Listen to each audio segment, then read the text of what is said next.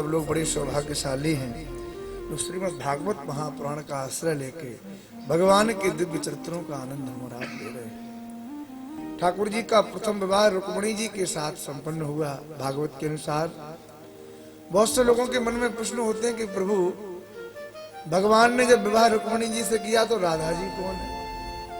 राधा जी के लिए लोग बड़े प्रश्न करते हैं। बहुत से लोग कहते हैं भगवान की राधा प्रेमिका थी। एक विनम्रता पूर्वक आप सबसे निवेदन करना चाहता हूं, राधा जी कोई भगवान से अलग नहीं है। राधा जी के लिए शास्त्रों में कहा है आत्मा तो राधिका तस्य, भगवान की आत्मा है श्री राधा रानी। अच्छा, राधा रानी और भगवान अलग नहीं है, दोनों एक हैं, भेद किंचित नहीं है। जैसे शब्दों से शब्द का अर्थ अलग नहीं किया जा सकता, जल से जल की हिलोर को अलग नहीं किया जा सकता, सूर्य से सूर्य के प्रकाश को अलग नहीं किया जा सकता, ऐसे ही भगवान से भगवान की राधा जी को अलग किया ही नहीं जा सकता। दो हैं ही नहीं, पर दो प्रकट इसलिए हैं, दो दिख रहे हैं पर दो हैं नहीं। प्रकट इसलिए है कि वह अपने विशुद्ध निस्वार्थ प्रेम को दिखाना चाहते हैं। प्रेम करना है तो भगवान से कोई सीख है कि प्रेम होता क्या है।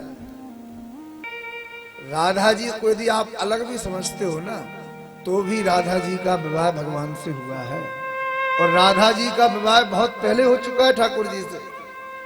रुक्मिणी जी का विवाह तो बाद में हुआ, राधा जी का विवाह पहले हो गया। और यह कथा आपको पढ़नी है तो गर्ग संहिता को उठा के पढ़ सकते हैं आप लोग, वर्णन है उसमें। ब्रह्म वैवर्त पुराण में भी वर्णन है। भगवान का विवाह राधा जी के साथ हुआ है, और बहुत छोटी अवस्था में हुआ है। वृंदावन में एक वन है भांडेर वन, उस भांडेर वन में भगवान का दिव्य विवाह हुआ है।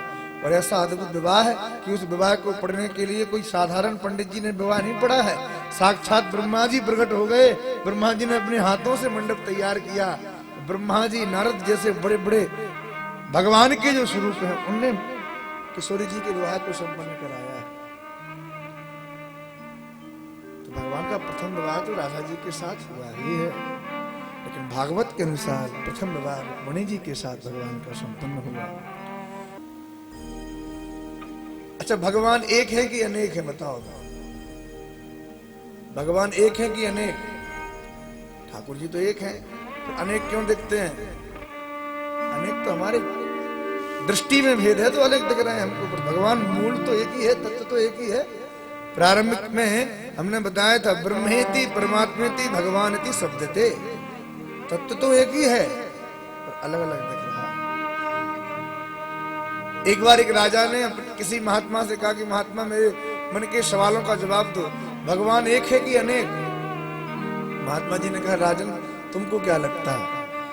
राजा ने कहा, प्रभु भगवान तो बहुत हैं। महात्मा जी बोले, अच्छा। महात्मा जो होते हैं ना, वो युक्ति से मुक्ति करते हैं,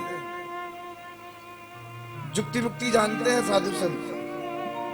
महात्मा राजा के दरबार में गए, राजा से बोले, राजन तुम्हारे राज्य कोष में कुछ मणि है कि नहीं है?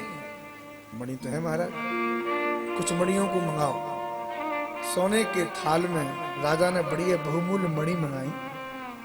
आप बड़े ध्यान से सुने, मणियों को मंगाया, और महात्मा जी ने कहा कि जो आपने थाली में मणि रखी हैं, इन कीमती मणियों को गिनिए एक बार। राजा ने जैसे मणि उठाई, बोले एक, रख दी उठा के। दूसरी मणि उठाई, दो, फिर रख दी। तीसरी उठाई, तीन, रख दी। चौथी मणि उठाई, चार, फिर रख दी। महात्मा जी ने कहा, राजन एक बात बताओ, गिनती आती है? बोले हाँ महाराज। फिर से गिनो। राजा ने फिर गिना, एक। फिर दूसरी मणि उठाई, दो। राजा ने, महात्मा जी ने कहा, राजन हाथ में कितनी मणि है आपकी? बोले एक। और गिन क्या रहे? बोले दो। चलो आगे गिनो। फिर एक मणि उठाई, हाथ में एक है, और गिनती क्या कर रहे हैं? तीन, फिर रखी। फिर चौथी मणि उठाई, गिनती गिन रहे हैं चार, और हाथ में मणि कितनी है? एक। हाथ में तो चार नहीं है, गिनती में चार हो रही हैं, पर हाथ में तो एक ही है।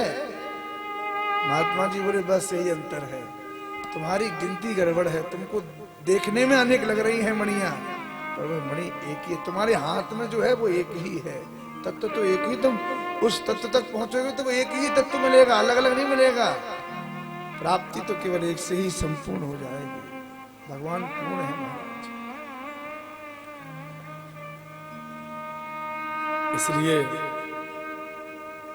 अपने जीवन में अपनी निष्ठा श्रद्धा अपने आराध्य किसी एक के चरणों में समर्पित कर दो, फिर कहीं भटकने की आवश्यकता नहीं है।